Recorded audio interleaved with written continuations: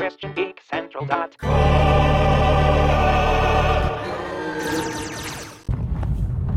right, buckle up. This car has a spoiler. Just got out of Underwater, starring Kristen Stewart of, what is those movies? The vampires that aren't really vampires. They're just glittery, sparkly people. Anyway, so I liked this one. It didn't have a monster that was as memorable as I'd want it to be, but I still like this one. So let's jump into the spoilery stuff. First off, the black dude at the beginning, can't remember his name, there was just a lot of details in general that I had trouble keeping track of in this movie, because it was so moment to moment. It really wasn't about a story, or even characters or character development, you know. But it was interesting that they had him die first, and I thought that was really cool because he was the second character to be introduced, and that's usually not how it's done in these types of movies. To like the first character that she, you know, encounters and then is surviving with for a little while, you would think would make it into like at least the final third or back half of the movie, but he was the first one to die, and so I thought that was a great disruption of the usual formula for this kind of movie, to have him die first. And let's see, who was the next one to die? I think we had some near misses. Oh yeah, with the comic relief guy, from the who was also comic relief in the Deadpool movies, one or both of them, I can't remember. And yeah, he died at about the time that I would expect. And his death, man, the way that he got sucked out, like pulled out of his suit, that was disturbing. You know, this movie had a PG-13 rating, but I felt like the scares were not compromised for that, you know, and because they were, you know, kind of disturbing. They left things up to the imagination. Like when he got pulled out of his suit, there was a moment where I didn't even know what was happening. I wasn't even sure what was happening to him until after it was done. I mean, in some ways it happened so fast, but like you first see him get pulled down, you know, you're just looking at his helmet, and you can't see what's going on with the bottom half of his body because he's getting, you know, pulled by something under the water. And then like suddenly you see his head kind of like get pulled down into like the neck part of his suit. And it happened so fast. For a second there, I wasn't even sure that I was, you know, seeing what I thought I was seeing. And then he just vanishes and his helmet fills with blood, you know? And that was like, that was disturbing. That was disturbing. And let's see, what else?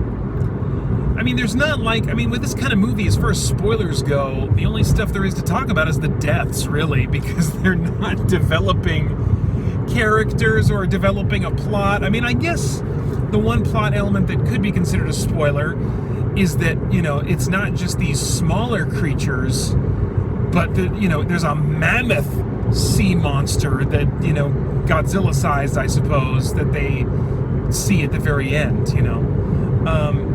I wondered if the loving couple would be torn apart. I was going to say the married couple. I think they're about to be married, or maybe they're looking at marriage, you know, but they're, but like, them surviving to the end did surprise me a little bit. And, Kristen Stewart sacrificing herself at the end of the movie was also a little bit of a surprise.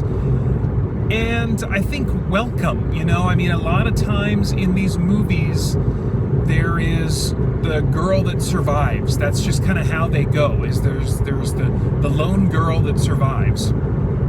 And I liked that she was, you know, I think a lot of times in the formula for this kind of movie, they want to have a lone girl who is the survivor, and that's supposed to be kind of surprising to us because, I mean, it's a trope that started, I think, with the original Alien in the late 70s. I could be wrong, but we've had so many horror movies that have the lone girl survivor since then that it's just a trope now, you know? And I think part of that that formula originally was to kind of turn expectations on their head and like, oh, it's not a male hero that survives at the end, it's the girl that you thought was least capable of surviving that makes it through to the end, you know. So, but I mean, that's not saying anything of interest. I don't think even feminists would say that's saying much of anything new or interesting or compelling, you know. It's just a trope now. But what was interesting to me that you don't see very often is that, yes, she's shown to be capable. I think she's shown to be capable from the very beginning. But, you know, she not only survives until the end, but she willingly sacrifices herself so that this other couple could survive. And I thought that was kind of a, you know, a good, noble moment. Not like really earth-shattering as far as movies go, but it was a nice moment. I don't think there's much of anything else as far as spoilers go. I mean, like, what are some shocking moments that I won't talk about in my review?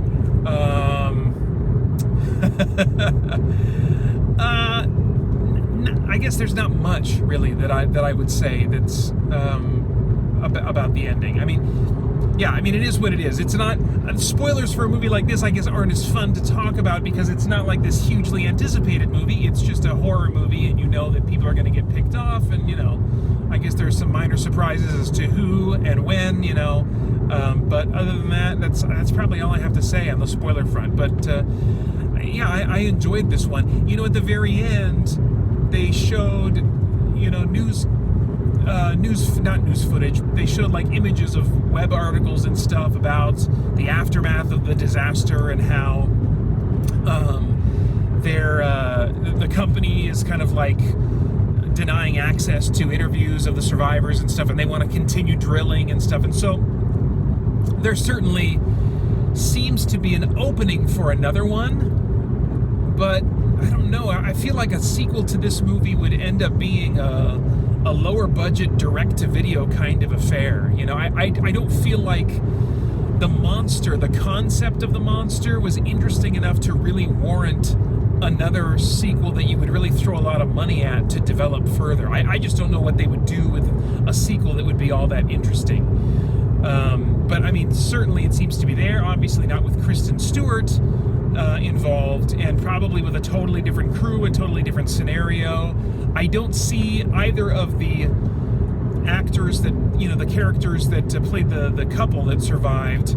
I don't see a second movie being built on them.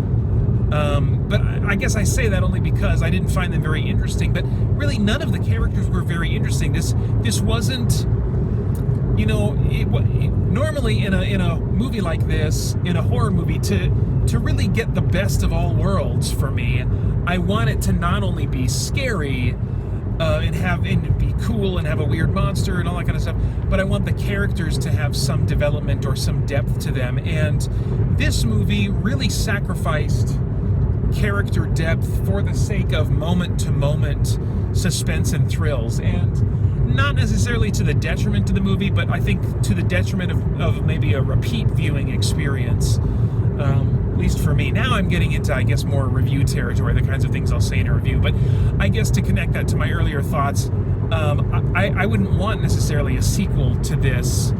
Yeah, it was just a good kind of one-time, one-off thing. All right, that's all. I'll save the rest for the review.